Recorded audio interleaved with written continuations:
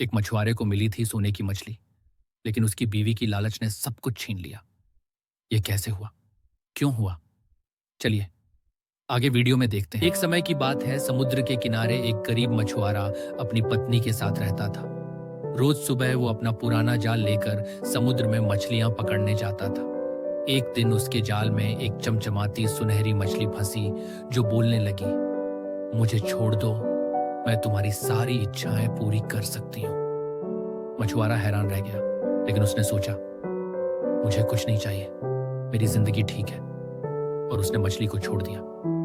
फिर वो घर लौट आया। जब उसने अपनी पत्नी को यह बात बताई तो वो बहुत गुस्सा हुई। बोली, तुम बेवकूफ हो क्या?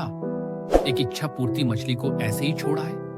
जाओ वापस और उससे एक नया घर मांगो। मछुआरा मजबूरी में फिर समुद्र किनारे गया। मछली आई और बोली, जाओ, तुम्हारा नया घर तैयार है। सच में उनका पुराना झोंपड़ा अब एक सुंदर सा घर बन गया, लेकिन उसकी पत्नी का लालच बढ़ता गया। अगले दिन पत्नी बोली, मुझे एक महल चाहिए, नौकर चाहिए, सब कुछ चाहिए। मछुआरा फिर गया। मछली ने सब दे दिया। फिर पत्नी बोली, अब मैं रानी बनना चाहती हूँ। मछुआरा डरते हुए फिर गया। मछली ने यह इच्छा भी पूरी कर दी।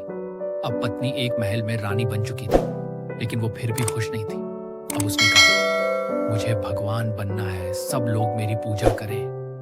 मछुआरा घबरा गया, मगर फिर भी गया। मछली इस बार चुप रही और बिना कुछ बोले समुद्र में चली गई। जब मछुआरा घर लौटा तो सब कुछ गायब था।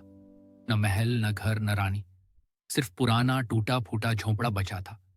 उस दिन के बाद मछुआरा और उसकी पत्नी ने कभी लालच नहीं किया। उन्होंने समझ लिया, ज्यादा चाह हमेशा नुकसान देती है, और सुनहरी मछली फिर कभी दिखाई नहीं दी। नीति कथा, लालच का परिणाम हमेशा विनाश होता है। जो है उसमें संतुष्ट रहना ही सच्ची समझदारी है।